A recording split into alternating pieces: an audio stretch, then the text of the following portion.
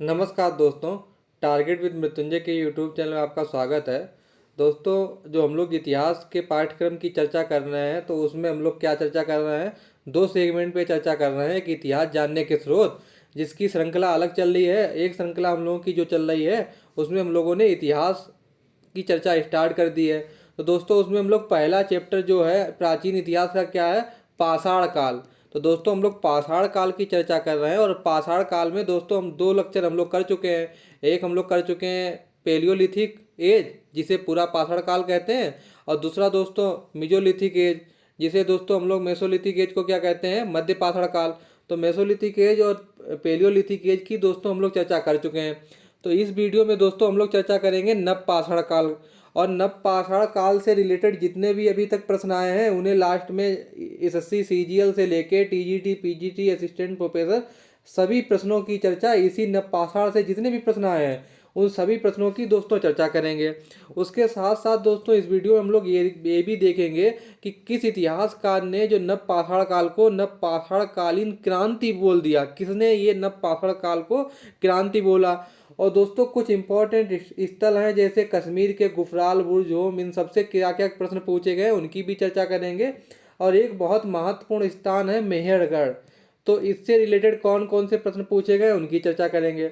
आगे बढ़ने से पहले दोस्तों आपको बताना चाहूँगे कि डिस्क्रिप्शन में टेलीग्राम चैनल का लिंक दिया हुआ है, तो जो लोग टेलीग्राम से जुड़ना चाहें वो जुड़ सकते हैं, क्योंकि वहाँ भी इतिहास संबंधित क्विज वगैरह चलती है। दोस्तों आपको बताना चाहेंगे, ये जो हम लोग इतिहास के पाठ्यक्रम की चर्चा कर रहे हैं, आप कोई भी एग्जाम दीजिए, चाहे असिस्टेंट प्रोफेसर का एग्जाम दीजिए, चाहे टीजीटी पीजीटी, इससे बाहर जो भी टॉपिक की चर्चा होती है उससे बाहर प्रश्न जाने की संभावना बहुत कम ही रहती है। इसलिए आप प्रॉपर इसका नोट्स बनाते रहें, इस तरीके से धीरे धीरे आपका सिलेबस एक दिन पूरा कंप्लीट हो जाएगा। तो दोस्तों सीधे चलते हैं टॉपिक पे। तो दोस्तों हम लोगों ने जब पाषाण काल स्टार्ट किया था तो हम लोगों ने पाषाण काल को तीन भागों में बांटा था। एक तो पूरा पाषाण काल, मध्य पाषाण काल और नव पाषाण काल। तो दोस्तों ये हम लोगों का तीसरा सेगमेंट है नव पाषाण काल। और दोस्तों नव पाषाण काल को हम लोग दो वीडियो में कवर करेंगे। एक तो पूरे पाषाण काल से रिलेटेड जितने भी प्रश्न आए उनकी चर्चा करेंगे, और एक वीडियो से अगली वीडियो में दोस्तों जो दक्षिण भारत की नव पाषाण कालीन संस्कृतियाँ हैं उनकी चर्चा करेंगे। तो दोस्तों आपको पहले तो यही याद रखना है कि नियोलिथिक एज जो है इसका समय क्या है। तो दोस्तों ये है जो भारतीय परिप्रेक्ष्य में माना जाता है 4000 ईसा पूर्व से 1000 ईसा पूर्व, लेकिन वैश्विक परिप्रेक्ष्य से क्या माना जाता है 9000 बीसी। दोस्तों आपको ये भी याद रखना है क्योंकि ये भी एग्जाम में पूछा जा चुका है। दोस्तों अगला है कि नव पाषाण काल के पिता कौन है। तो पिता बेसिकली लुब्बाक को माना जाता है, जॉन लुब्बाक को। और जिन लोगों ने पहली वीडियो देखी होगी उन लोगों को ये भी पता होगा किस किताब में जॉन लुब्बाक ने क्या कहा है। दोस्तों अगर जॉन लुब्बाक पिता ऑप्शन में ना दिया हो, कैसे पूछा जाए नव पाषाण काल के पिता कौन है, और जॉन लुब्बाक ऑप्शन में ना हो, अगर सुब्बा राव हो तो आप सुब्बा राव, फिर सेकंड ऑप्शन सुब्बा राव पे जाएंगे।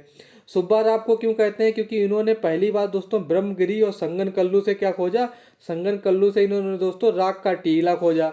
और राग के टीले से लगातार दोस्तों यूजीसी नेट में प्रश्न पूछे जा रहे हैं। तो अगली वीडियो में दोस्तों जो हम लोग दक्षिण भारत की नव पाषाण कालीन संस्कृतियों पे चर्चा करेंगे, तो वहाँ पे जितने भी राग के टीले हैं इनसे संबंधित प्रश्नों को वहीं पे संबंधित उनसे उनका पोस्टमार्टम हो जाएगा। तो दोस्तों सुब्बा राव को पिता क्यों कहते हैं, क्योंकि इन्होंने ब्रह्मगिरी से दोस्तों क्या खोजा, स्थायी निवास के साक्ष्य। और स्थायी निवास, अगर मनुष्य जहाँ स्थायी निवास के साक्ष्य मिलेंगे तो दोस्तों इससे क्या हो सकते साक्ष्य प्रकट होते हैं कि कृषि से परिचित हो चुका था। तो दोस्तों एग्जाम में प्रश्न पूछा जाता है कि सर्वप्रथम कृषि का मानव ने कहाँ पे प्रचलन में आया। तो दोस्तों उसमें आपको टिक मानना है नव पाषाण काल। नव पाषाण काल में ही कृषि के प्रचलन प्रॉपर रूप से हुआ। लेकिन अगर दोस्तों पशुपालन पूछा जाए तो पशुपालन में दोस्तों आपको मध्य पाषाण काल लगाना है। तो आपको ये दोनों प्रश्न दोस्तों पूछे जा चुके हैं, एक क्या कृषि और दोस्तों दूसरों क्या है पशुपालन। तो आपको ये पशुपालन वाला भी याद रखना है मध्य पाषाण, और कृषि वाला भी याद रखना है नव पाषाण। और इनके पिता याद रखने हैं जॉन लुब्बाक। और संगन कल्लू से राग का टीला याद रखना है। अन्य जितने राग के टीले कहाँ से मिले हैं उनकी हम लोग अगली वीडियो में चर्चा करेंगे।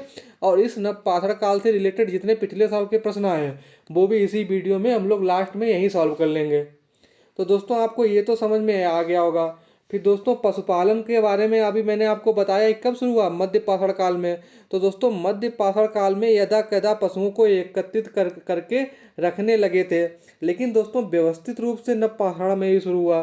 तो अगर एग्जाम में पूछा जाए कि पशुपालन का मतलब व्यवस्थित रूप से पशुपालन कब प्रारंभ हुआ, तो दोस्तों इसका आंसर नव पाषाण लगेगा। और अगर दोस्तों पूछा जाए कि पशुपालन के साथ सर्वप्रथम कब मिलते हैं, तो मध्य पाषाण काल। दोस्तों नवपाषाण काल में जो और क्या सबसे बड़ा चेंजमेंट आया, एग्रीकल्चर टेक्नोलॉजी में बहुत परिवर्तन आया। क्या आया कि इसमें कृषि तकनीक में सर्वप्रथम क्या ये महिलाओं ने शुरू की। कैसे शुरू की ये भी बताएं दोस्तों। कृषि कैसे, जब पुरुष तो चला जाता है शिकार वगैरह, तो महिलाएं क्या करती थी, ये कुछ ना कुछ वहाँ फल फूट ये सब जौ वगैरह उगाती रहती थी। तो इस तरीके से कृषि का प्रारंभ दोस्तों कब हुआ, महिलाओं ने शुरू किया। अगर पूछा जाए कि नव पाषाण काल में कृषि को किसने प्रारंभ किया, पुरुष या महिला, तो महिलाओं ने। दोस्तों एक इसमें चेंजमेंट, क्रांतिकारी चेंजमेंट क्या आया, इस काल का सबसे बड़ा आविष्कार क्या था, तो दोस्तों इसमें पहिए का आविष्कार हुआ, यानी चक्र तकनीक से परिचित हुआ कब, नवपाषाण काल। तो दोस्तों अगर पूछा जाए कि कृषि के साक्ष्य सर्वप्रथम कहाँ, नवपाषाण काल। व्यवस्थित रूप से पशुपालन के साक्ष्य कहाँ, नवपाषाण काल। दोस्तों पूछा जाए कृषि किसने सबसे पहले स्टार्ट की, तो महिलाओं ने की थी। फिर दोस्तों इस काल में सबसे बड़ा आविष्कार क्या हुआ, पहिए का आविष्कार। और ये पहिए का आविष्कार किया किसने, तो दोस्तों कुम्हारों ने किया था। तो आपको याद रखना है कि कहाँ किया गया, सर्वप्रथम इसका प्रयोग कुम्हारों ने किया गया। तो आपको इस स्लाइड में दोस्तों क्या याद रखना है, पशुपालन का व्यवस्थित रूप से प्रारंभ हुआ, कैसे टेक्नोलॉजी से परिचय हुए, पहिए का आविष्कार हुआ और सबसे पहले इसका कुम्हारों ने प्रयोग किया। अब दोस्तों आपको अगली स्लाइड में, आप पहिए का आविष्कार तो हो ही गया, नवपाषाण काल में एक दोस्तों और क्रांतिकारी परिवर्तन आया, बढ़ई गिरी की शुरुआत हो गई। और बढ़ई गिरी के साथ साथ दोस्तों बुनकर तकनीक की भी प्रारंभ हो गया, किसमें, नवपाषाण काल। दोस्तों पेंटिंग के भी प्रारंभ हो गई, कब, नवपाषाण काल। अगर आए कि पेंटिंग की शुरुआत हुई तो आप टिक मार दीजिएगा, नवपाषाण काल। दोस्तों यही दोस्तों नवपाषाण काल में एक परिवर्तन क्या हुआ, इस काल में मानव ने पत्थर तो पहले प्रयोग करता था, पत्थर के उपकरण यूज करता था, और भाल ये जितने भी मतलब शिकार करने के लिए जितने भी औजार उसके होते थे, वो क्या होते थे, वो भी सब पत्थर के होते थे दोस्तों। उसके साथ साथ इस काल में तांबे का भी प्रयोग किसने कर दिया, मानव ने तांबे का भी प्रयोग कर दिया पत्थर के साथ साथ। अर्थात दोस्तों इसका निष्कर्ष क्या निकला, तांबा मनुष्य द्वारा प्रयोग की जाने वाली पहली धातु है। अगर एग्जाम में पूछा जाए कि मनुष्य द्वारा सर्वप्रथम कौन सी धातु का प्रयोग किया गया, तो आंसर क्या होगा, तांबा। ये तो कितने लगातार हम लोगों ने 3 स्लाइड में लगभग 6-7 क्वेश्चन निकल चुके हैं। अब दोस्तों हम लोग चलते हैं कि नव पाषाण युग के भारत में विस्तार कहाँ कहाँ है। दोस्तों जो नव पाषाण काल युग का विस्तार हम लोग कहाँ कहाँ चेक करेंगे, अफगानिस्तान में कहाँ है, पाकिस्तान में कहाँ है, भारत में भी कहाँ है। तो ये तीनों देशों में हम लोग नवपाषाण काल से मतलब ये नवपाषाण कालीन स्थल को देखेंगे, क्योंकि इनसे यूजीसी नेट में एग्जाम में क्वेश्चन पूछे जा रहे हैं। तो भारत में आप एक डायग्राम से देख लीजिए, आपको कैसे याद रखना है, आप इस तरीके से डिवाइडेशन कीजिएगा सभी। आपने पूरा पहाड़ को भी ऐसे ही देखना है और मध्य को भी देखा है, जो हम लोगों को वीडियो में चर्चा कर चुके हैं। तो आपको उत्तर भारत में देखना है, विंध्य घाटी में देखना है, मध्य गंगा की घाटी में देखना है कि कौन से नव पहाड़ युग के भारत में विस्तार है। पूर्वी भारत में देखना है और दक्षिण भारत में दोस्तों कौन कौन से राज्य आते हैं, आंध्र प्रदेश, कर्नाटक और तमिलनाडु। उत्तर भारत में दोस्तों किसमें देखना है, कश्मीर। तो ये दोस्तों बुर्ज-होम और गुफराल की हम लोग डिटेल से चर्चा करेंगे कि क्या क्या यहाँ मिला है, क्योंकि इनसे लगातार प्रश्न पूछे जा रहे हैं। दोस्तों इसका बुर्ज-होम का मतलब अर्थ क्या होता है, गर्त गृह। गर्त गृह क्या होते हैं, कैसे लोग गड्ढा वगैरह नहीं बना लेते हैं ज़मीन में और उसके ऊपर घास फूस डाल ली। जिन्होंने बाहुबली मूवी वगैरह देखी होगी, तो उसमें बाहुबली 2 में एक ऐसा ही एक सीन आया था कि उसमें वो गड्ढा डाल के बाहुबली ऊपर उसमें पुआर वगैरह डाल देता था। तो वही एक तरीके का गर्त गृह होता है। तो ये किसने खोज की थी दोस्तों, पीटेरा एंड पीटरसन ने। और इसमें ये एग्जाम में पूछा क्या जा चुका है कि किस स्थल से मानव कंकाल के साथ कुत्ता, तो एक कब्र दोस्तों मिली है, उसमें कंकाल, मानव कंकाल है, प्लस कुत्ते को भी दफन किया गया है। तो कहाँ से किया गया है, बुर्ज-होम। ये लगातार एग्जाम में प्रश्न पूछा जा रहा है। और गुफराल की दोस्तों खोज किसने की, AK शर्मा और RS शर्मा ने। यहाँ से दोस्तों सिलवट्टा के साथ और सुई के साथ मिले हैं। सुई किसकी बनी थी, हड्डियों की। तो हम लोग इनकी डिटेल आगे से डिटेल से चर्चा करेंगे। और दोस्तों विंध्य घाटी में इम्पोर्टेंट कौन स्थल है, कोल्डी हवा। कोल्डी हवा से क्या प्राप्त हुआ है, विश्व का प्राचीनतम चावल प्राप्त हुआ है। इससे भी हम लोग कोल्डी हवा से भी आगे डिटेल से चर्चा करेंगे।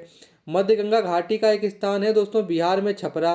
छपरा में ही एक स्थान है चिरान। यहाँ से दोस्तों हथियारों का जखीरा मिला है। हथियार किसके बने थे? हड्डियों के हथियार। इसी तरीके से दोस्तों पूर्वी भारत और दक्षिण भारत। अब हम लोग थोड़ा विस्तार से चर्चा कर लेते हैं। हम लोग क्या क्या चर्चा कर चुके हैं कि इनके पिता कौन से हैं। राग का टीला, स्थायी निवास के छात्र, पशुपालन व्यवस्थित रूप से कब प्रारंभ हुआ? नवपाषाण काल में।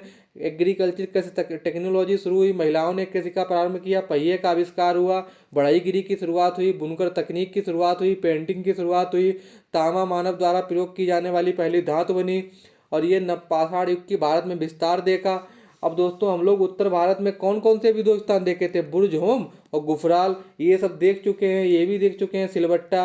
और दोस्तों आपको गुफराल से एक और एग्जाम में पूछा जा चुका है, हार्वेस्टर भी मिला है। कहाँ? ये भी गुफराल से मिला है। तो आप लोग ये भी याद रखिएगा। अभी हम लोग डिटेल से इसकी आगे भी चर्चा करेंगे। अब दोस्तों हम लोग कुछ आपको और अन्य जानकारी देखते हैं नवपाषाण नियोलिथिक एज की। तो दोस्तों क्या प्रश्न पूछा गया था असिस्टेंट प्रोफेसर के एग्जाम में कि विश्व के संदर्भ में नवपाषाण काल की शुरुआत 9000 ईसा पूर्व से हुई, लेकिन भारत में इसकी शुरुआत कब मानी जाती है? तो दोस्तों आपको याद रखना है 4000 ईसा पूर्व। 4000 ईसा पूर्व से भारत में नवपाषाण काल माना जाता है। और दोस्तों ये बहुत इंपॉर्टेंट प्रश्न है कि नवपाषाण शब्द का सर्वप्रथम प्रयोग किसने किया? तो दोस्तों हम आपको बता चुके हैं, जॉन लुबाक। जिन लोगों ने पहला वीडियो देखा होगा उन्हें पता होगा। और जॉन लुबाक ने ये नवपाषाण शब्द का प्रयोग कौन सी किताब में अपनी किया? तो इनकी दोस्तों नवपाषाण इनकी एक किताब थी प्री हिस्टोरिका टाइम्स। तो ये प्रश्न ऐसे भी पूछा जा सकता है कि अपनी किस किताब में जॉन लुबाक ने नवपाषाण शब्द का सर्वप्रथम प्रयोग किया? तो प्री हिस्टोरिका टाइम्स में दोस्तों जॉन लुबाक ने नवपाषाण शब्द का यूज किया था। ये दोस्तों बहुत इंपॉर्टेंट प्रश्न है और इसमें अच्छे अच्छे लोग हो जाते हैं क्लीन बोल्ड। क्या प्रश्न पूछा जाता है? किस इतिहासकार ने नवपाषाणिक क्रांति या अन्न उत्पादक संस्कृति कहा है? तो दोस्तों जो नवपाषाण काल था इसके बारे में गार्डन चाइल्ड एक थे। तो गार्डन चाइल्ड ने क्या किया नवपाषाण काल को? तो गार्डन चाइल्ड ने नवपाषाण काल को अन्न उत्पादक संस्कृति कहा और नवपाषाण काल को दूसरा शब्द यूज किया नवपाषाणिक क्रांति। तो आपको ये गार्डन चाइल्ड का नाम याद रखना, ये वेरी वेरी इंपॉर्टेंट है क्योंकि इसमें अच्छे अच्छे लोग हो जाएंगे बोल्ड। दोस्तों आपको एक ये भी याद रखना है मेहरगढ़। ये घटना चक्र में भी दिया हुआ है। जिन लोगों ने पिछले साल के प्रश्न पत्र सॉल्व किए होंगे उन्हें मालूम है। और ये मेहरगढ़ से लगातार ये प्रश्न पूछा जा रहा है। क्या प्रश्न पूछा जाता है कि भारत का कैसे, जिन लोगों ने नक्शा देखा होगा ये, तो ये पाकिस्तान के ऊपर वाला ये जो एरिया है इसे नॉर्थ और वेस्ट इलाका कहते हैं। तो प्रश्न यही पूछा जाता है कि उत्तर पश्चिम क्षेत्र में कौन सा स्थल था जो आखेट संग्राहक से पशुपालन और स्थायी कृषि में रूपांतरण के विविध चरणों का प्राचीनतम और स्पष्ट नवपाषाणिक साक्ष्य प्रस्तुत करता है। मतलब दोस्तों ये कहना चाह रहा है कि पहले क्या होता था, शिकार वगैरह होता था। तो नॉर्थ वेस्ट का ऐसा कौन सा स्थल था जो शिकार से सीधे पशुपालन और स्थायी कृषि में रूपांतरित हो गया? मतलब यहाँ के पहले आदमी क्या करता था, शिकार वगैरह, और बाद में करने लगा पशुपालन और स्थायी कृषि। तो इसके विविध चरणों के साथ कहाँ मिले हैं? सबसे पहला स्थल तो दोस्तों ये मेहरगढ़ है। मेहरगढ़ से और क्या क्या प्रश्न पूछे जा चुके हैं वो भी हम लोग आगे वाली स्लाइड में विस्तार से चर्चा करेंगे। आपका मेहरगढ़ से कोई भी प्रश्न गलत नहीं होगा। तो दोस्तों आपको इस स्लाइड में क्या याद रखना है? जॉन लुबाक याद रखने हैं, इनकी एक किताब याद रखनी है प्री हिस्टोरिक टाइम, और ये 4000 ईसा पूर्व भी आपको याद रखना है। अब दोस्तों हम लोग चलते हैं कि जो प्रश्न पूछे जा चुके हैं किसमें, यूजीसी नेट के एग्जाम में लगातार ये प्रश्न पूछे जा चुके हैं। क्या क्या पूछे जा चुके हैं? पहला तो प्रश्न दोस्तों यही पूछा गया है कि नवपाषाण कालीन उपकरण कौन कौन से थे। तो एग्जाम में क्या दिया था? उसमें दिया था कि पालिशदार पत्थर की कुल्हाड़ी, बसुला और रुखानी और हथौड़े उपकरण निम्नलिखित काल के थे। उसमें ऑप्शन था निम्न पुरापाषाण काल, मध्य पाषाण काल, नवपाषाण काल। तो आपको दोस्तों कि ये नवपाषाण काल के क्या स्तर है, आपको ये उपकरण याद रखने हैं। कौन कौन से? पालिशदार पत्थर की कुल्हाड़ी, बसूला, रुखानी। बसूला वगैरह आपने कारपेंटर या बढ़ई के पास देखा होगा। तो दोस्तों आपको ये भी याद रखना है जैसे फ्लेक उपकरण किस काल में मिले थे। आप लोग पिछले जिसने वीडियो देखा हो वो ये बताए कि फ्लेक उपकरण जो मिले थे वो किस काल की विशेषता थी फ्लेक उपकरण। तो जिन लोगों को पता हो वो लोग कमेंट करके बताएं कि फ्लेक उपकरण। वैसे ही दोस्तों इस काल में सर्वाधिक मात्रा में पाए जाने वाले कौन से उपकरण थे? पालिशदार पत्थर की कुल्हाड़ी। तो दोस्तों आपको ये प्रश्न याद रखना है, जैसे जिस तरीके से फ्लैग उपकरण से पूछा जा चुका है तो ये प्रश्न भी दोस्तों पूछा जा सकता है। दोस्तों ये वाला एग्जाम क्लीन बोल्ड होने वाला था और ये यूजीसी नेट में पूछा जा चुका है, यूथ कंपटीशन टाइम की प्रीवियस ईयर की क्वेश्चन बैंक में है। क्या पूछा गया था कि 1842 में किस स्थान से सर्वप्रथम नवपाषाण कालिक उपकरण मिले हैं। तो दोस्तों ये किस स्थान से सर्वप्रथम नवपाषाणिक उपकरण मिले हैं, तो दोस्तों कर्नाटक में मैसूर जिला है, मैसूर जिले में एक स्थान है लिंगसुगुर। तो लिंगसुगुर से क्या मिले हैं, सर्वप्रथम दोस्तों नवपाषाणिक उपकरण मिले थे। तो दोस्तों ये यूजीसी नेट में पूछा जा चुका है, इसलिए आप लोग ये याद रखिए, नहीं ये कभी भी आप क्लीन बोल्ड हो सकते हैं।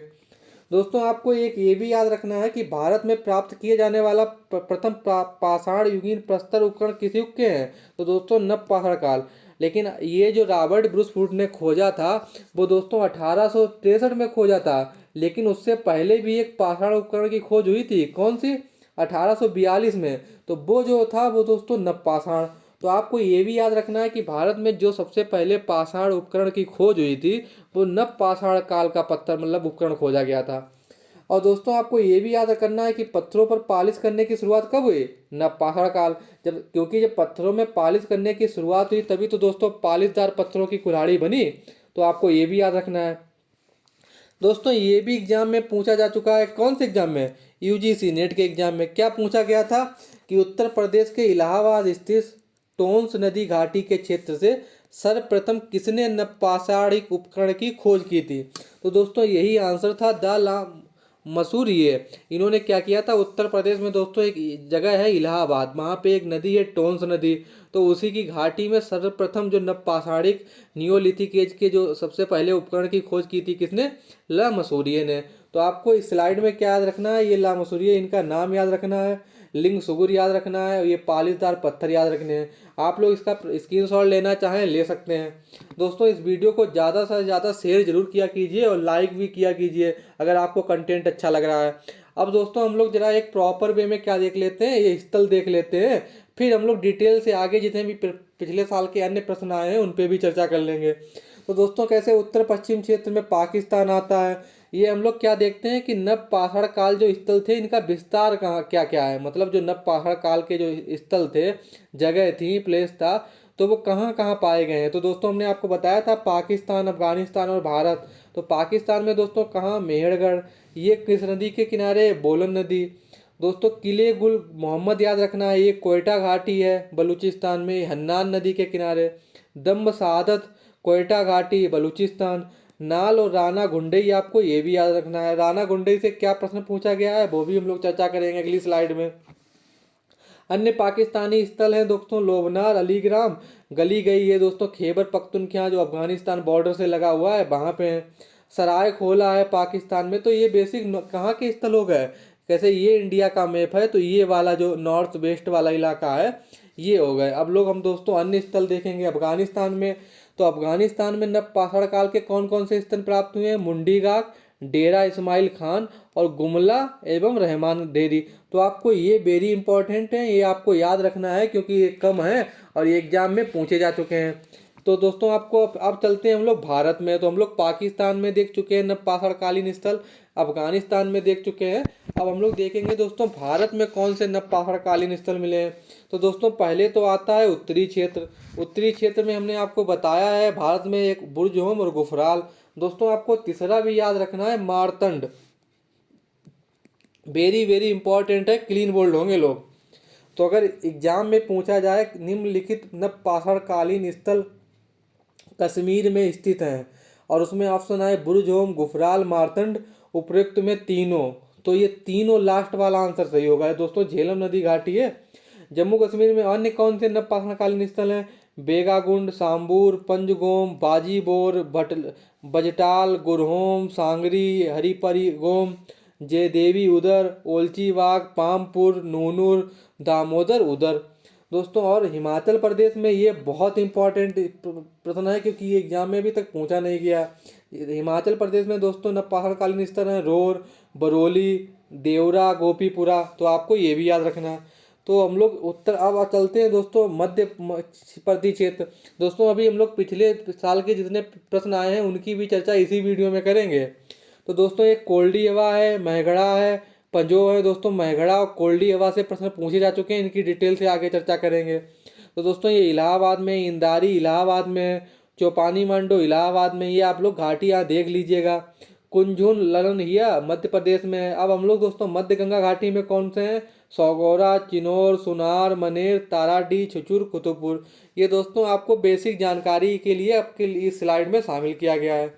अब दोस्तों इस तरीके से ये मध्य पूर्व क्षेत्र कौन कौन से थे, आप लोग इसका स्क्रीनशॉट ले लीजिएगा। पूर्वोत्तर कौन कौन से क्षेत्र थे, इनका भी आप लोग स्क्रीनशॉट ले लीजिएगा और अपना नोट्स बना लीजिएगा। अब हम लोग चलेंगे जो एग्जाम से प्रश्न पूछे जा चुके हैं, ये हम लोग आपको बेसिक जानकारी के लिए आपको ये स्लाइड बता दिए कि मध्य पूर्व क्षेत्र कौन कौन से थे और पूर्वोत्तर क्षेत्र कौन कौन थे। इसी प्रकार दोस्तों दक्षिण क्षेत्र भी आप लोग देख लीजिएगा कि कर्नाटक में इतने थे और आंध्र प्रदेश में ये थे, और उतनूर और पलवाय से क्या प्रश्न पूछे गए हैं ये हम लोग वीडियो में चर्चा करेंगे। तमिलनाडु में दोस्तों पैमपल्ली था, तो आप लोग इसका स्क्रीनशॉट लेना चाहें तो इसका भी स्क्रीनशॉट ले सकते हैं। अब दोस्तों हम लोग चलेंगे मेहरगढ़, क्योंकि इससे लगातार एग्जाम में प्रश्न पूछे जाते हैं। दोस्तों पहली तो वही बात कि मेहरगढ़ कहाँ है? बोलन नदी तट के ऊपर। ये कहाँ है? कोची का मैदान है, वहाँ है बोलन नदी। कोची का मैदान दोस्तों कहाँ है? बलूचिस्तान। तो अगर पूछा जाए मेहरगढ़ किस प्रांत में स्थित है तो बलूचिस्तान। दोस्तों इसे बलूचिस्तान को क्या कहते हैं? रोटी का टोकरी। और इसकी मेहरगढ़ की खोज किसने की थी? जे फ्रांसियो जेरिंज। तो आपको इनका नाम याद रखना है। और ये रोटी की टोकरी किसे कहा जाता है? मेहरगढ़, ये याद रखना है। तो दोस्तों आपको ये एग्जाम में प्रश्न पूछा गया है, क्या पूछा गया है? कौन सा स्थल नवपाषाण काल और हड़प्पा सभ्यता दोनों संस्कृतियों का एक महत्वपूर्ण स्थल है? और लोग हो गए थे क्लीन बोल्ड। तो आपको याद रखना है कि दोस्तों जो मेहरगढ़ था वहाँ से नवपाषाण काल, और नवपाषाण काल के बाद दोस्तों आता है हड़प्पा काल। तो हड़प्पा काल और नवपाषाण काल दोनों संस्कृतियों का महत्वपूर्ण स्थल है। क्या यानी जो हड़प्पा काल हम लोग पढ़ते हैं उसमें भी मेहरगढ़ का योगदान है। और दोस्तों ये भी प्रश्न पूछा जा चुका है कि किस भारतीय उपमहाद्वीप में प्राचीनतम नवपाषाणिक बस्ती मिली है? तो दोस्तों मेहरगढ़। तो इस स्लाइड में कितने इंपॉर्टेंट प्रश्न निकले? एक ये निकला, एक ये निकला, एक रोटी का टोकरा, और ये एक बोलन नदी तट। तो आपको मेहरगढ़ से ये तीन प्रश्न याद रखने हैं। अन्य दोस्तों हम लोग चर्चा करते हैं मेहरगढ़ से क्या मिला है। दोस्तों यहाँ से कृषि का साक्ष्य मिला है मेहरगढ़ से। कौन कौन सी कृषि? गेहूं के साक्ष्य मिले हैं मेहरगढ़ से, जौ के साक्ष्य मिले हैं, अंगूर के साक्ष्य मिले हैं, कपास के साक्ष्य मिले हैं, और पशुपालन का भी साक्ष्य मिला है। पशुपालन का साक्ष्य दोस्तों और दो जगह कहाँ कहाँ से मिला है मध्यकाल के? आज जिन लोगों ने पिछला वीडियो देखा है वो लोग कमेंट करके बताएं कि किस मध्यकालीन स्थल से पशुपालन के साक्ष्य मिले हैं। दोस्तों यहाँ से भी मिला है, लेकिन यहाँ से किसका साक्ष्य मिला है? पशुपालन का। दोस्तों आपको ये भी याद रखना है कि दक्षिण एशिया में गेहूं और जौ की खेती के लिए जाने वाला प्राचीनतम स्थल कौन सा है? मेहरगढ़। हसिया का प्रयोग दोस्तों सबसे पहले कहाँ हुआ? मेहरगढ़ में। पहली बार कुम्हार के चाक पर तैयार मिट्टी के बर्तन दोस्तों मेहरगढ़ में। अभी इसीलिए हम लोगों ने बताया था जो सबसे पहले पहिए का आविष्कार हुआ किसने किया? कुम्हारों ने। और ये यहीं से जो कुम्हारों ने प्रयोग किया ये मिट्टी के बर्तन बनाए, लेकिन मिट्टी के बर्तन के साक्ष्य कहाँ? मेहरगढ़ से। भैंस पाले जाने का भी दोस्तों साक्ष्य कहाँ मिलता है? मेहरगढ़ से। दोस्तों यहाँ से सस्यागार, सस्यागार का मतलब अन्नागार होता है, एक मृदभांड निर्माण क्षेत्र मिला है। सिगार के आकार की ईंटें मिली हैं, कहाँ से? मेहरगढ़ से। दोस्तों ये बहुत इंपॉर्टेंट प्रश्न है मेहरगढ़ से ये क्या क्या मिला है कि दक्षिण एशिया की प्राचीनतम चीनी मिट्टी से निर्मित मूर्तियाँ। अगर दोस्तों पूछा जाए कि दक्षिण एशिया में सबसे प्राचीनतम चीनी मिट्टी की निर्मित मूर्तियाँ कहाँ मिली हैं, और ये एग्जाम में भी दोस्तों पूछा नहीं गया है, तो ये मेहरगढ़ से मिली हैं चीनी की मिट्टी की मूर्तियाँ। और ये मूर्तियाँ कौन सी तकनीक से बनी थी? लॉस्ट बेक्स तकनीक से निर्मित मूर्तियाँ। लॉस्ट बेक्स तकनीक क्या होती है दोस्तों? इसमें क्या होता है, कैसे आपने मिट्टी का एक खांचा बना रखा है, इसमें जो भी आकृति बनानी है बना ली, और उसमें क्या नाम, इसमें एक ऊपर से होल कर दिया, एक इसके ऊपर एक ऐसे ही और बना लिया, उसमें से पिघला के डाल दिया। तो इस तरीके से लॉस्ट बेक्स तकनीक हो गई। और यहाँ दोस्तों मेहरगढ़ से प्राचीनतम चक्राकार एक तांबे का ताबीज मिला है। दांत खोदने का प्राचीनतम प्रमाण कहाँ से मिलते हैं? यहीं से मिलते हैं। तो दोस्तों इससे कितने क्लीन बोल्ड होने वाले प्रश्न निकले?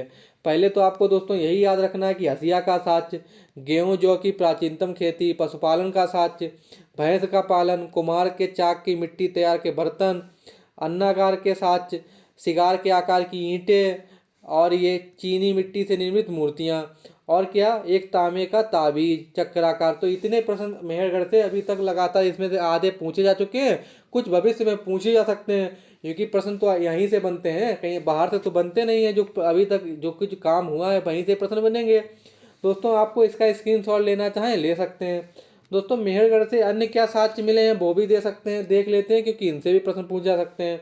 तो दोस्तों यहाँ केस सज्जा वाली स्त्री मूर्तियाँ मिली हैं, सिलवट्टा के साक्ष्य मिले हैं, हड्डियों से निर्मित सुई और सुआ मिला है, बर्तनों पर पीपल के पत्तों का अंकन है, कब्र में शवों के साथ बकरी के साक्ष्य मिले हैं, बकरी के बच्चे, कुंवरदार वृषभ मिला है, भेड़ भैंस बकरियां और ग्राइंडिंग स्टोन के साक्ष्य मिले हैं, कारीगर की कब्र मिली है, कुल 4 प्रकार के गेहूं और नामांकित मोहर के प्रमाण मिले हैं। मेहरगढ़ से पहले सबसे पहले कपास का साक्ष्य कहाँ मिला है? मेहरगढ़ से। तो ये हो जाएगा क्लीन बोल्ड होने वाला प्रश्न कि मेहरगढ़ से पहले कपास का उत्पादन विश्व में कहीं नहीं मिलता। तो आप लोग याद रखिएगा, क्यों, जब हम लोग हड़प्पा सभ्यता पढ़ेंगे तो वहाँ कपास के साक्ष्य मिले हैं, तो उस सबसे पहले कहाँ लेकिन मिले हैं? मेहरगढ़ से। तो आप लोग याद रखिए कि विश्व में सबसे पहले कपास की खेती कहाँ प्रारंभ हुई? मेहरगढ़ से। और लोग हो जाएंगे क्लीन बोल्ड, क्योंकि अभी तक एग्जाम में कपास वाला प्रश्न मेहरगढ़ वाला नहीं पूछा गया है। और दोस्तों मेहरगढ़ से क्या मिला है? कच्ची ईंटों के आयताकार मकान मिले हैं, कृषिजीवी स्थायी समाज और स्थायी बस्तियों के साक्ष्य मिले हैं। हड़प्पा वासियों ने गेहूं जौ कपास उपजाने की टेक्नोलॉजी कहाँ से सीखी? मेहरगढ़ वालों से सीखी। इसलिए दोस्तों आपको मेहरगढ़ को क्या कह सकते हैं? सैंधव सभ्यता का अग्रगामी स्तर। तो आपको इस स्लाइड में कोई पॉइंट ना समझ में आया है तो आप लोग फिर से रिवीजन कर फिर से बैक करके देखिएगा तो समझ में आ जाएगा। तो आपको दोस्तों इस स्लाइड में क्या याद रखना है? कारीगर की कब्र याद रखनी है, गेहूं पर नामांकित मोहर के प्रमाण, और यहाँ से कपास के विश्व में सबसे प्राचीनतम साक्ष्य और अग्रगामी स्थल। आपको ये इस तरीके से मेहरगढ़ से रिलेटेड प्रश्न हो गए। दोस्तों ये उत्तरी क्षेत्र के से क्या क्या प्रश्न पूछे जा चुके हैं एग्जाम में, ये भी हम लोग चर्चा करते हैं। तो प्रश्न दोस्तों पूछा जा चुका है एसएससी सीजीएल में, क्या प्रश्न पूछा जा चुका है कि कहाँ के स्थल विविध प्रकार के शव दफनाने की जाने की प्रथा के कारण प्रसिद्ध थे। आपको फिर से एक बार रिवीजन कर लेते हैं कि कहाँ के स्थल विविध प्रकार के शव दफनाए जाने की प्रथा के कारण प्रसिद्ध थे। मतलब ऐसा कौन सा स्थल था जब विभिन्न प्रकार की शव टेक्नोलॉजी प्रचलित थी? तो दोस्तों स्वात घाटी है। तो स्वात घाटी में क्या विभिन्न प्रकार के शव दफनाए जाने की प्रथा के कारण, तो आप वहाँ पे एग्जाम में यही आंसर था, तो यही सही आंसर था। दोस्तों ये भी एग्जाम में पूछा जा चुका है कि किस नवपाषाणिक स्थल से हंसिए के 2 दांत और टोकरियों के छाप वाले 2 हस्त निर्मित मृतभांड प्राप्त हुए हैं। तो दोस्तों कहाँ से? किले गुल मोहम्मद से। आपको ये भी याद रखना है। दोस्तों आपको ये भी प्रश्न पूछा जा चुका है कि टेराकोटा से बने घरों के मॉडल कहाँ से प्राप्त हुए हैं। तो लोगों अच्छे लोग क्लीन बोल्ड हो गए, दम्ब सादत सादात। तो आपको ये भी याद रखना है। दोस्तों आपको ये भी याद रखना है कि किस नवपाषाणिक स्थल से घोड़े के जबड़े के 4 दांत प्राप्त हुए हैं। दोस्तों अच्छे लोग क्लीन बोल्ड हो गए थे इस प्रश्न में। तो दोस्तों राणा गुंडई, अभी आप जिन लोगों ने पहले याद हो बताइए राणा गुंडई किस किस देश में पड़ता है और किस प्रांत में पड़ता है? जिन लोगों ने सीरियस होकर पिछली स्लाइड देखी होगी तो वो कमेंट करके यहाँ पे बताएं। तो दोस्तों प्रश्न क्या पूछा जा चुका है कि घोड़े के जबड़े के 4 दांत कहाँ से मिले हैं और वो भी नवपाषाणिक स्थल? तो राणा गुंडई। दोस्तों राणा गुंडई का उत्खनन सबसे पहले किसने किया? ये भी एग्जाम में पूछा जा चुका है। तो ब्रिगेडियर रोस थे, इन्होंने राणा गुंडई का सर्वप्रथम उत्खनन किया। और राणा गुंडई से ही घोड़े के 4 दांत मिलते हैं, तो जबड़े के। तो दोस्तों इस स्लाइड में आपको उत्तरी क्षेत्र से रिलेटेड क्या प्रश्न पूछे गए हैं? एक ये स्वात घाटी, किले गुल मोहम्मद से 2 दांत और टोकरी के छाप वाले 2 हस्त निर्मित मृदभांड, घरों के बने मॉडल दम्ब सादात, घोड़े के जबड़े के 4 दांत, राणा गुंडई और राणा गुंडई का उत्खनन। तो ये सभी प्रश्न दोस्तों बहुत इंपॉर्टेंट हैं, आप लोग इनका स्क्रीनशॉट लेना चाहें तो ले सकते हैं।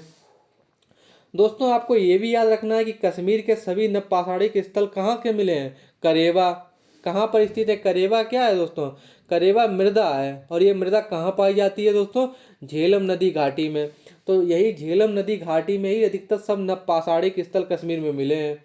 दोस्तों आपको ये भी याद रखना है कि आवासीय गड्ढे, फसल काटने हेतु पत्थर से यंत्र जैसे हार्वेस्टर और जानवरों की पृथक पृथक कब्र और पत्थर एवं हड्डी के विशेष उपकरण कहाँ के नवपाषाणकालीन स्थलों की विशेषता है? कश्मीर। तो कश्मीर से दोस्तों रिलेटेड ये आप फैक्चुअल नॉलेज याद रखिए। अब दोस्तों हम लोग चलते हैं बुर्ज होम से रिलेटेड जितने भी पिछले साल के प्रश्न आए हैं उनका करते हैं पोस्टमार्टम।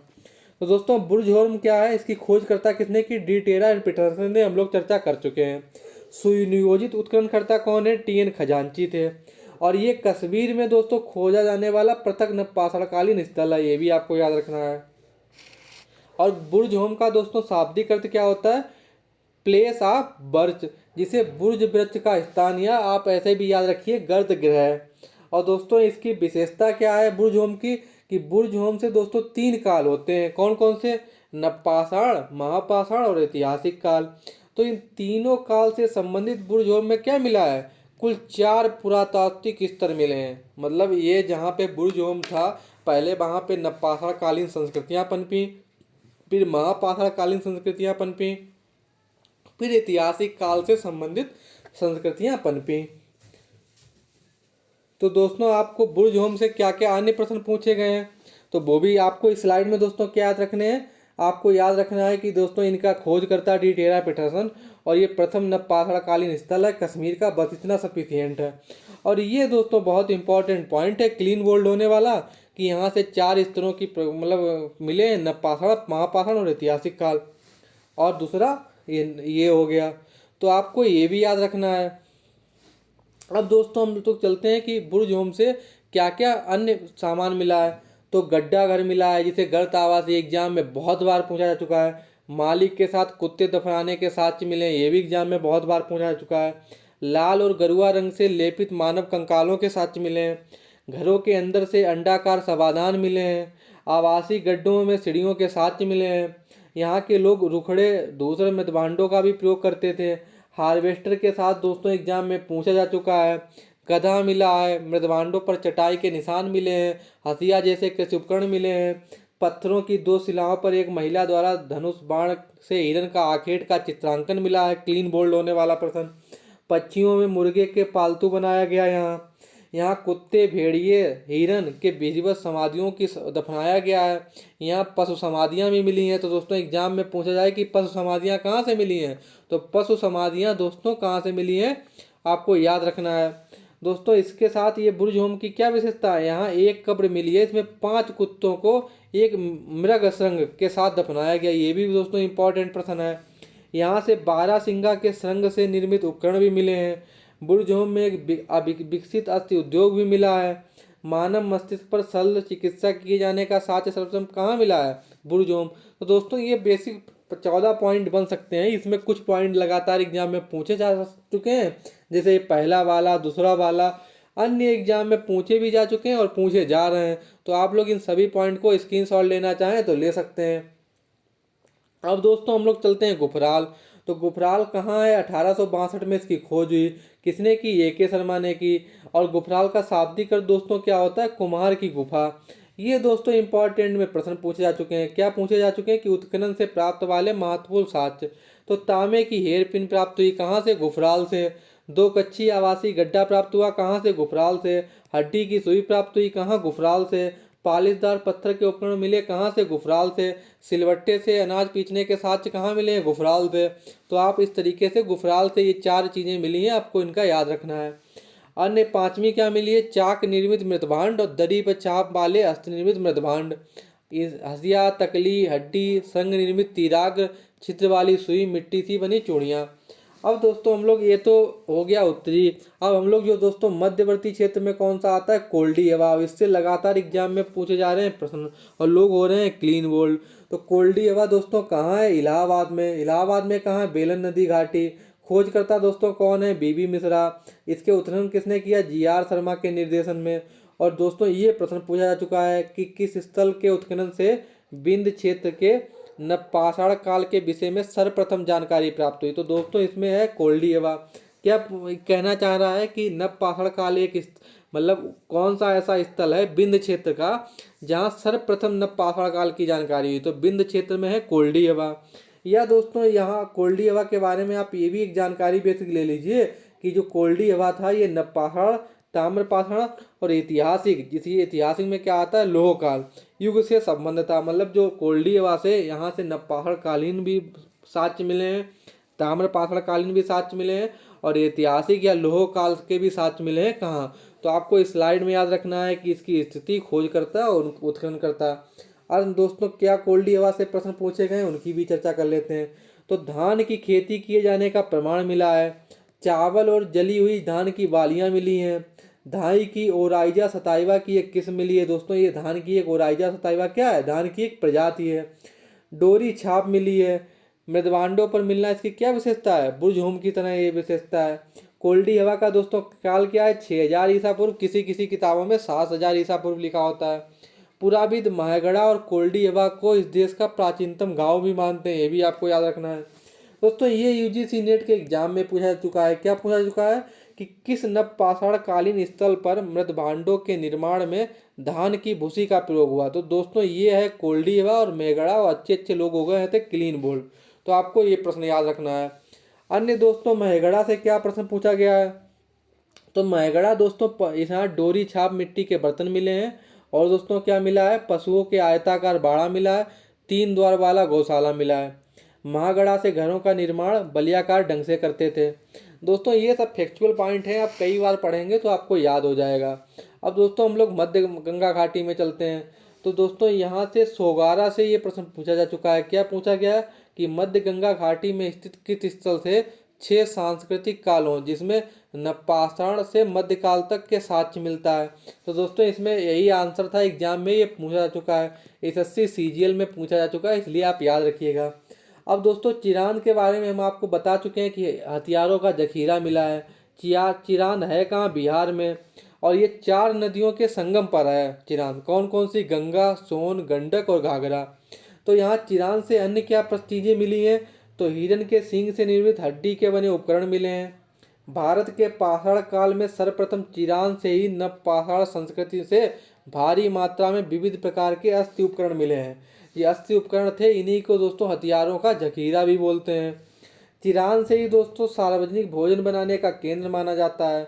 अग्निकांड का साक्ष्य कहाँ मिला है, चिरांद से। तो आपको ये चिरांद से रिलेटेड प्रश्न आपको स्क्रीनशॉट लेना चाहें तो ले सकते हैं।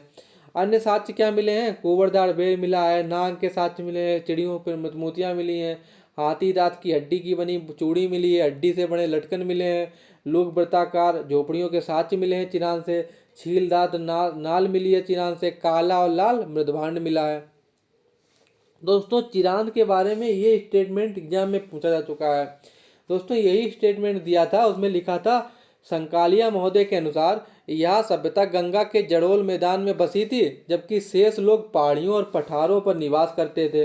इस संदर्भ में कावेरी तट पर स्थित टी नरसीपुर को ही चिरांद के समतुल्य रखा जा सकता है। इस कथन किस नवपाषाण कालीन स्थल के बारे में है। तो इस एग्जाम में दोस्तों अच्छे अच्छे बोल्ड हो गए थे। असिस्टेंट प्रोफेसर, एमपी के असिस्टेंट प्रोफेसर में एग्जाम में पूछा गया था ये। तो दोस्तों इसका आंसर क्या था, चिरांद। तो आपको ये नोट कर लेना है। अब दोस्तों पूर्वोत्तर भारत के बारे में भी आप याद रखिए, हम लोग बाकायदा सेक्शन वाइज चल रहे हैं। तो दोस्तों किसने असम की ब्रह्मपुत्र नदी घाटी में नवपाषाण कालीन उपकरणों को खोजा, और अच्छे अच्छे लोग हो जाते हैं क्लीन बोल्ड। तो दोस्तों जॉन लुब्बाक का आपको मैंने अभी पिछली सबसे पहले इन्हीं का नाम बताया था। तो दोस्तों जो नॉर्थ ईस्ट इंडिया है, मतलब नॉर्थ ईस्ट इंडिया है, तो वहाँ जो ब्रह्मपुत्र नदी घाटी है दोस्तों, तो ब्रह्मपुत्र नदी घाटी में सबसे पहले नवपाषाण कालीन उपकरणों को किसने खोजा, जॉन लुब्बाक। तो आपको ये जॉन लुब्बाक और संकालिया महोदय वाला स्टेटमेंट आपको याद रखना है। तो दोस्तों हम लोग एक सुपर फास्ट करते हैं रिवीजन। तो हम लोग कहाँ से चले थे दोस्तों, हम लोगों ने ये देखा था कि नवपाषाण कालीन के पिता लुब्बाक को कहा जाता है ब्रह्म राग का टीला। फिर हमने देखा दोस्तों पशुपालन का व्यवस्थित रूप से इसमें प्रारंभ हुआ, कैसे टेक्नोलॉजी का प्रारंभ हुआ, पहिए का आविष्कार हुआ, बढ़ईगिरी का आविष्कार हुआ, बुनकर तकनीक का आविष्कार हुआ, पेंटिंग का आविष्कार हुआ, तांबे का सबसे पहले प्रयोग किया गया।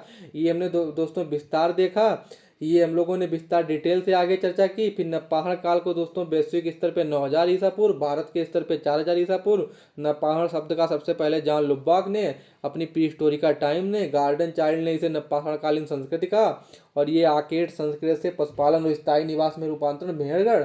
और उसके बाद दोस्तों हम लोगों ने ये सब प्रश्न देखे, लिंग सुंगूर नवपाषाण काल और लामोसोरिये वाले एग्जाम में पूछे जा चुके हैं। फिर ये दोस्तों इसका विस्तार कहाँ कहाँ है नवपाषाण कालीन स्थलों का, तो पाकिस्तान के स्थल, अफगानिस्तान के स्थल, और ये क्या नाम उत्तरी भारत के ये स्थल, मध्यवर्ती क्षेत्र के ये स्थल, और मध्य गंगा घाटी के ये स्थल। उसके बाद दोस्तों हम लोगों ने क्या देखा, मध्य पूर्व के कौन कौन से स्थल हैं, पूर्वोत्तर भारत के कौन कौन से स्थल हैं। उसके बाद दोस्तों हम लोगों ने दक्षिण भारत के स्थल देखे, ये कौन कौन से जहाँ नवपाषाणकालीन का विस्तार है। फिर मेहरगढ़ से रिलेटेड हम लोगों ने ये पॉइंट देखे, रोटी का ठीकरा मतलब टोकरी, रोटी का टोकरी, और ये सब दोनों ये देखा हम लोगों ने। उसके बाद दोस्तों हम लोगों ने क्या देखा, ये जितने भी मेहरगढ़ से रिलेटेड अभी तक पॉइंट पूछे गए हैं या पूछे जा रहे हैं उनकी चर्चा की। उसके बाद मेहरगढ़ से रिलेटेड अन्य क्या साक्ष्य मिले हैं उनकी भी चर्चा की।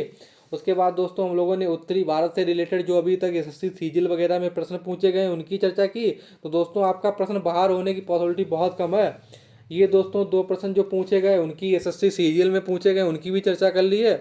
उसके बाद दोस्तों हम लोगों ने बुर्ज होम्स की खोज किसने की, और ये प्रथम नवपाषाण स्थल है कश्मीर का, और ये तीनों कालों के यहाँ पे 4 पुरातात्विक स्थल मिलते हैं, इसकी भी चर्चा कर ली। उसके बाद बुर्ज होम से क्या क्या मिला, गड़ासा, हार्वेस्टर, ये सब की चर्चा कर ली। गुफराल से रिलेटेड ये 5-6 चीज़ें मिली, इनकी चर्चा कर ली।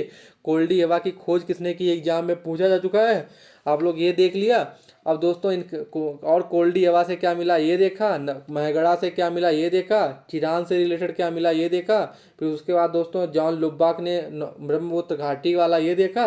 इसके बाद दोस्तों आपको अभी अगली वीडियो में हम लोग क्या चर्चा करेंगे, दक्षिण भारत की महापाषाणकालीन संस्कृतियाँ थी और राग के टीले के बारे में जानेंगे, क्योंकि इनसे लगातार एग्जाम में प्रश्न पूछा जा रहा है। दोस्तों आपको कंटेंट अच्छा लगा है वीडियो में, अगर आपको समझ में आ रहा है तो जिन लोगों ने चैनल को नहीं सब्सक्राइब किया है वो सब्सक्राइब कर दें, और इस वीडियो को दोस्तों ज़्यादा से ज़्यादा शेयर करें, जिससे मुझे भी मोटिवेशनल थोड़ा मोटिवेट होता हूँ। और जिन लोगों ने वीडियो को नहीं लाइक किया है वो लाइक कर दें। दोस्तों अब अगले वीडियो में हम लोग चर्चा करेंगे दक्षिण भारत की नवपाषाणकालीन संस्कृतियाँ। थैंक यू दोस्तों, फिर मिलेंगे।